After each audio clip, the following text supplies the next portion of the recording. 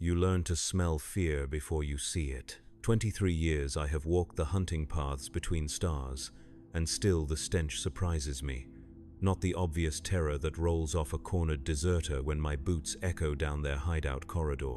That fear smells clean, almost honest. Sharp sweat and quickened breath, the body's simple acknowledgement that death has come calling. No, the fear I speak of is older, deeper. It seeps from the walls of forgotten hab blocks, clings to the recycled air of derelict stations, pools in the shadows where civilization pretends it still holds sway. It is the collective dread of a species that knows, somewhere in its animal brain, that it is prey. My name is Veyran Locke. I am a sanctioned bounty hunter, licensed by the Adeptus Arbites to pursue fugitives beyond the reach of conventional law. For more than 2 decades I have dragged the lost, the damned, and the merely stupid back to face imperial justice. I have walked through underhive cesspits where the air burns your lungs, tracked heretic scum across asteroid fields so cold your breath freezes before it leaves your mask, and cornered mutant abominations in places where even the Emperor's light struggles to penetrate. This is not a tale of glory. There are no heroes in the hunting business, only survivors and those who feed the corpse grinders. I tell you this because tonight, as I sit in my cramped quarters aboard a merchant hauler bound for the Calixis sector, I find myself thinking about a contract I took 6 months ago. A simple retrieval job, they called it. Track down a rogue tech adept who had absconded with classified data from a forge shrine on Metallica 7. Standard rate, minimal risk, clean extraction expected within 10 solar days. I should have known better. In this business, the moment someone tells you a job is simple, you can be certain it will try to kill you in ways you never imagined.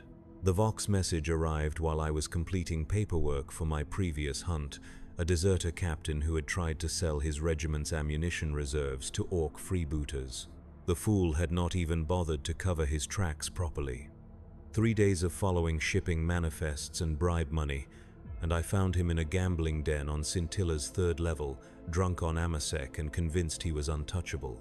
He wept when I put the restraint collar around his neck. They always weep, eventually. The new contract came through proper channels.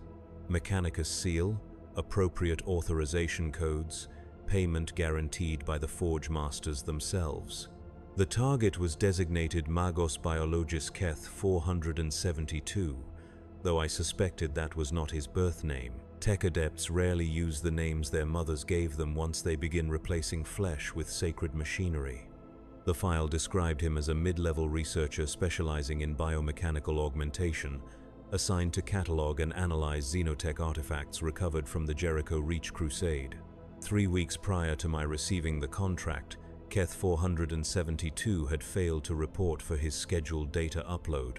When security teams breached his laboratory, they found it stripped clean. Not just empty, mind you. Stripped. Every cogitator, every servo skull, every blessed candle had been removed with surgical precision. The only thing left behind was a small pile of organic matter on the central examination table, later identified as approximately 12 kilograms of human brain tissue. The trail led to Vaxton's Landing, a free port station orbiting a dead world in the Coronis expanse. Vaxton's was the kind of place where Imperial authority existed only as long as it could pay for dock space, a haven for rogue traders, smugglers, and worse, the perfect place for a heretic to disappear. I took the contract. Looking back now, I realize that was my first mistake. Not taking the job itself, though that would prove costly enough. No, my mistake was believing the file they gave me.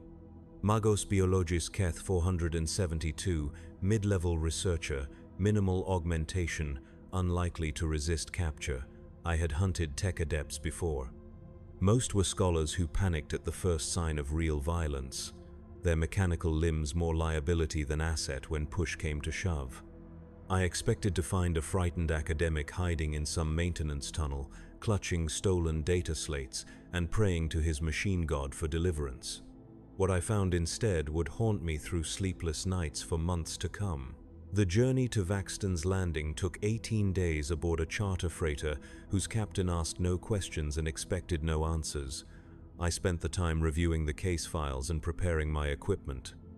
Locke's tools of the trade, a modified Hellgun with extended power cells, a shock maul for close work, restraint collars rated for everything from feral humans to minor daemons, a portable Auspex scanner, and enough counterseptic to sterilize a small plague outbreak. Standard hunter's kit, reliable and proven. I also carried something less standard, wrapped in blessed oils and inscribed with protective wards, tucked into a lead-lined case that never left my side, was a digital weapon of Jokero manufacture. Alien technology, and therefore deeply heretical, but salvaged legally from a Xenos raider and sanctified by an Ordo Xenos Inquisitor for use against enemies of the Imperium. The weapon looked like nothing more than a simple ring, but when activated, it could disintegrate organic matter at the molecular level. I had used it only twice in my career, both times against targets that conventional weapons could not touch. I did not expect to need it for a simple retrieval job. Vaxton's Landing appeared on my viewport like a cancerous growth against the stars, a sprawling collection of docking arms, habitat modules, and industrial complexes that had grown organically over the centuries.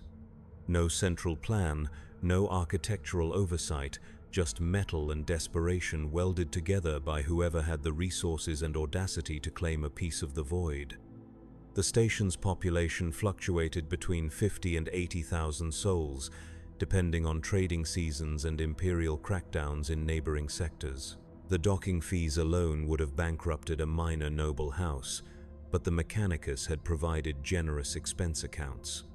I moored my shuttle in Bay 94, a rust-stained cavity that smelled of promethium fumes and unwashed bodies, and began the tedious process of bribing my way through station security.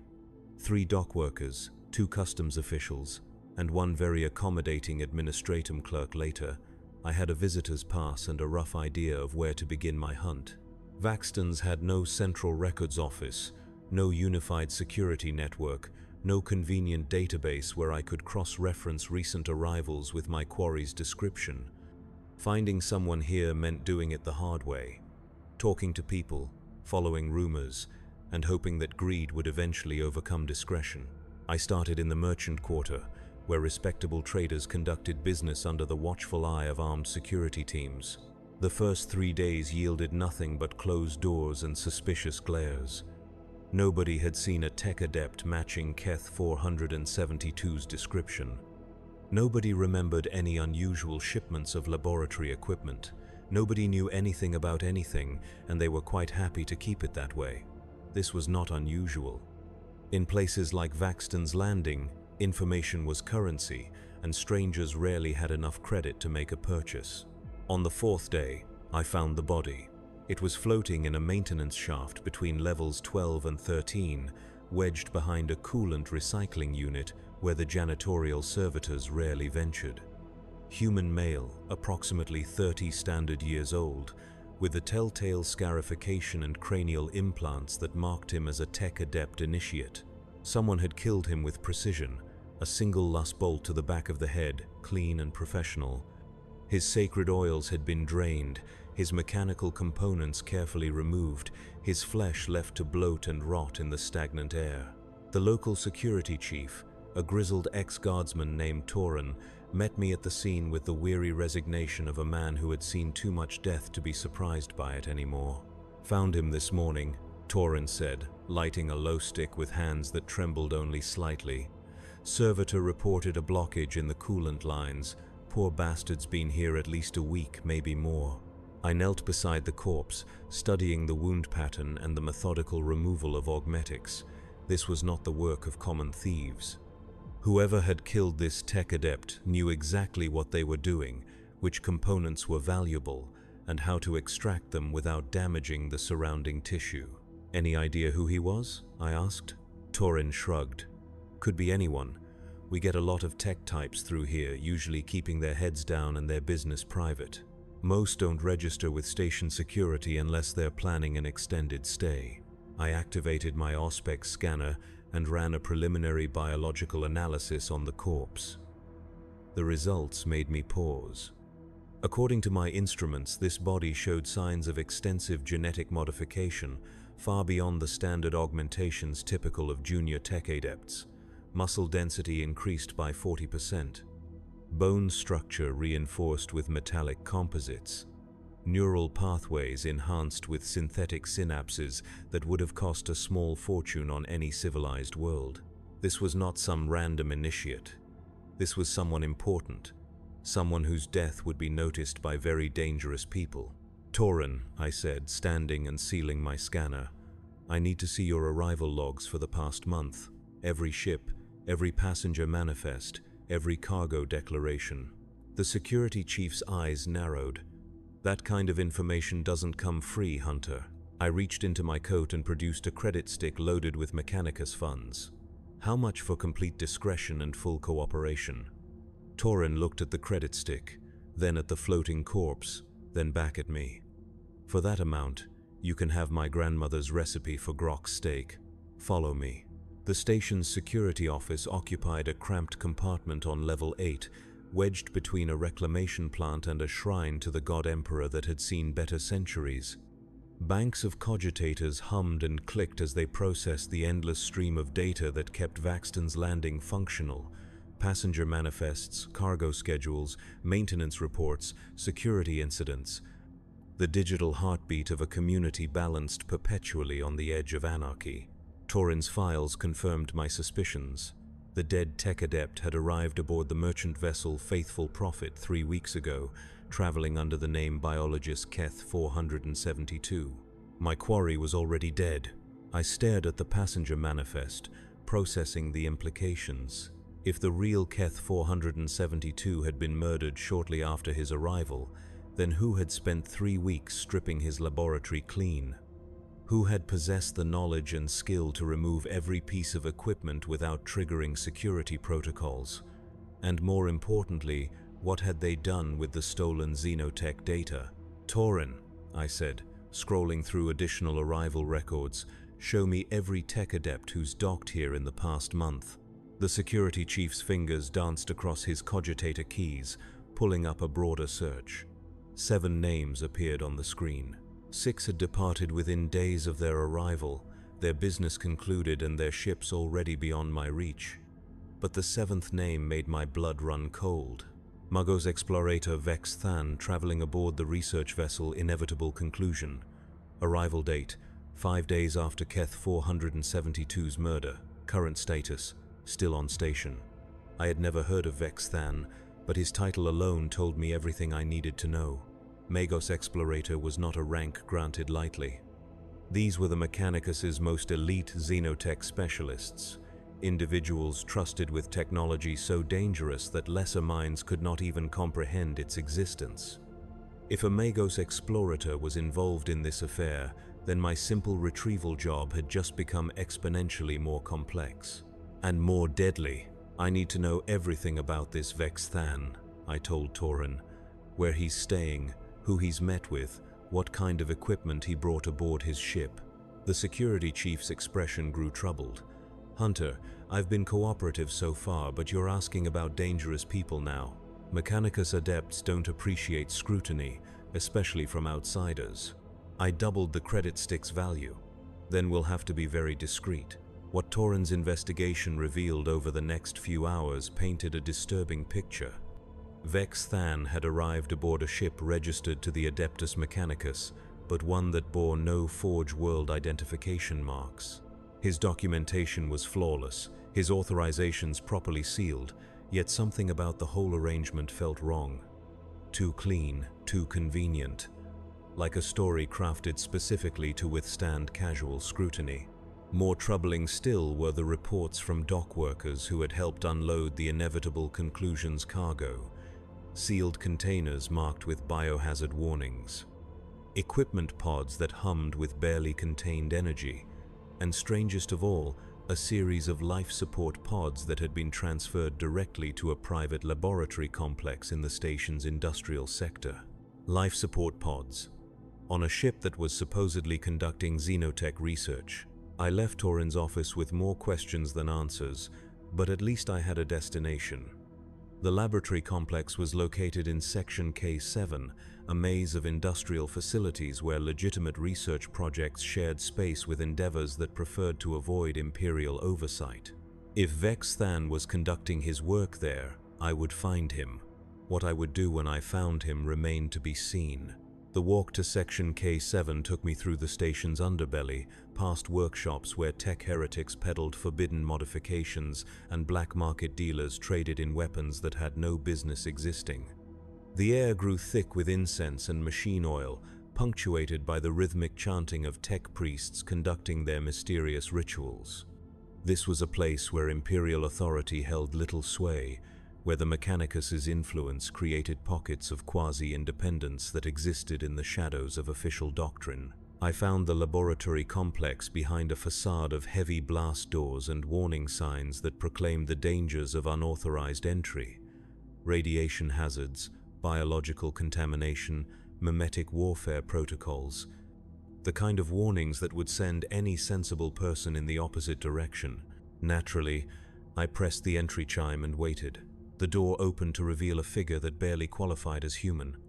Vex Than stood nearly 3 meters tall, his original biological form so extensively modified that only the vague outline of his species remained recognizable.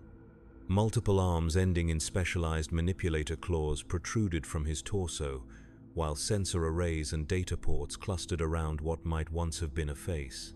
When he spoke, his voice emerged from a vox grill embedded in his throat, each word precisely modulated and completely devoid of human emotion.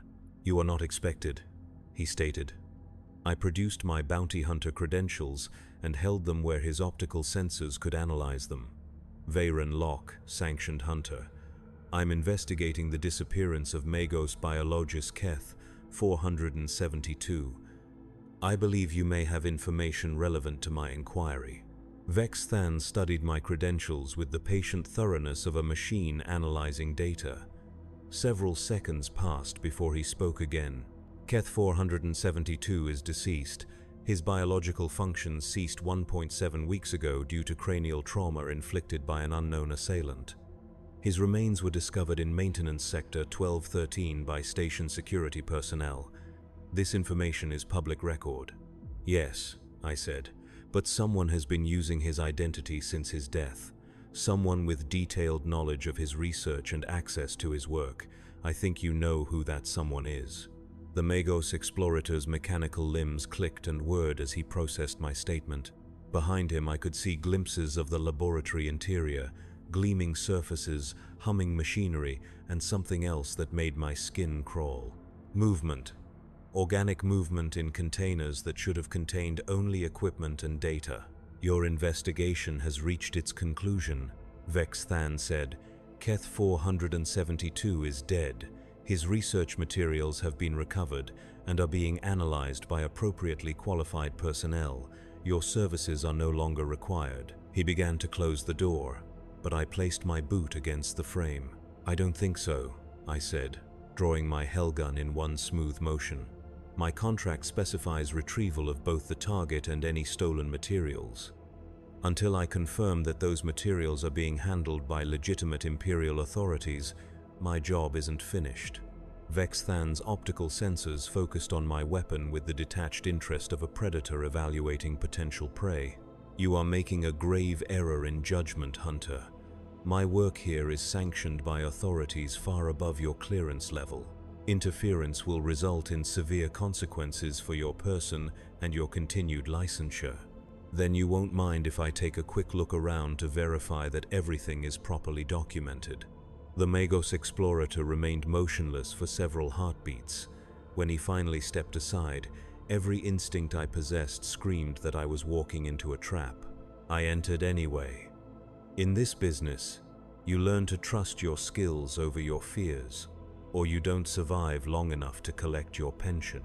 The laboratory was a shrine to the intersection of flesh and technology, a place where the boundaries between organic and mechanical had been deliberately blurred beyond recognition. Specimen containers lined the walls, each one containing biological samples suspended in nutrient solutions that glowed with unnatural colors. Some held recognizably human organs, hearts and brains and limbs that pulsed with artificial life. Others contained things that might once have been human, but had been so extensively modified that their original nature was mere speculation. But it was the central examination table that captured my attention. Strapped to its surface was something that had definitely been human once. A young woman, perhaps 20 standard years old, though the extensive surgical modifications made precise identification difficult. Her skull had been opened and sealed multiple times, revealing glimpses of brain tissue interwoven with metallic filaments. Her arms ended in mechanical manipulators identical to those I had seen on Vex Than himself. Most disturbing of all, her eyes were open, tracking my movement with an awareness that suggested consciousness. She was alive, and she was trying to speak. "Fascinating specimen," Vex Than said, moving to stand beside the examination table with the casual manner of someone discussing the weather. A volunteer from the station's underhive population. Addictive personality, criminal record, no family connections to complicate her absence. She has proven remarkably adaptable to the enhancement procedures. I kept my weapon trained on the Magos Explorator while studying the victim more closely. The surgical scars were fresh, maybe days old. Whatever had been done to her was recent, ongoing, and clearly unauthorized by any legitimate research protocol. "What kind of enhancement?" I asked. "Cognitive amplification through direct neural interface with xenotech cognitive matrices," Vex Than replied with obvious pride. "The subject's mental capacity has increased by approximately 300%, while her emotional responses have been regulated to prevent psychological breakdown. Preliminary results suggest that human consciousness can be successfully merged with alien thought patterns if the integration process is properly managed." The woman on the table made a sound, a wet, gasping noise that might have been an attempt at words. I stepped closer, trying to understand what she was attempting to communicate. "Help me." The words were barely audible, distorted by whatever modifications had been made to her vocal apparatus, but the meaning was clear enough. This was not a volunteer, this was a victim. I turned back to Vex Than, my finger tightening on the Hellgun's trigger. "This is not sanctioned research. This is Heretic activity, pure and simple. You're under arrest for violation of Imperial biotech regulations, unlawful human experimentation, and murder." The Magos Explorator's mechanical limbs spread wide in what might have been a gesture of surrender or preparation for attack. "You do not comprehend the significance of this work," he said. "The xenotech recovered from the Jericho Reach contains cognitive enhancement technologies beyond human understanding. But understanding can be achieved. Integration can be accomplished. The weakness of flesh can be transcended through synthesis with superior alien intellects. By torturing innocent people? By advancing human evolution through controlled experimentation. The subjects experience discomfort, yes, but their sacrifice enables breakthroughs that will benefit our entire species. Is this not a worthy trade?" I had heard similar justifications before, usually from heretics who convinced themselves that their crimes served some greater good. The galaxy was full of monsters who wrapped their atrocities in the language of progress and necessity. "The only trade here is your freedom for these victims' lives," I said. "Step away from the table and place your manipulators where I can see them." Vex Than tilted his head in a gesture that might have indicated curiosity or amusement. "You still do not understand," he said. "I am not the architect of these experiments. I am merely another subject." The laboratory's lights dimmed, and something moved in the shadows behind the specimen containers. Something large and patient and utterly alien. The real Magos explorator Vex Than died 2 months ago on the research station Prometheus 6. The creature wearing his form continued. His knowledge, his memories, his authorized clearances, all have been preserved and integrated into a more capable vessel, as will yours, Hunter, as will all who encounter the gift we bring. The shadows coalesced into a shape that hurt to look at directly, not because of its size or appearance, but because my mind refused to process what my eyes were seeing. Writhing tentacles that moved in directions that should not have existed, surfaces that reflected light in patterns that violated basic geometry, and underneath it all, an intelligence so vast and alien that mere proximity to it made my teeth ache. I opened fire. The Hellgun's energy beams struck the creature and simply ceased to exist, absorbed into its impossible geometry without effect. My second and third shots met the same fate. Whatever this thing was, conventional weapons could not harm it. But I had not come unprepared for the unconventional. The digital weapon slid onto my finger as I rolled behind a specimen container, its alien construction warm against my skin. Jokaro technology, designed specifically to function against enemies that existed outside normal physical laws. The ring's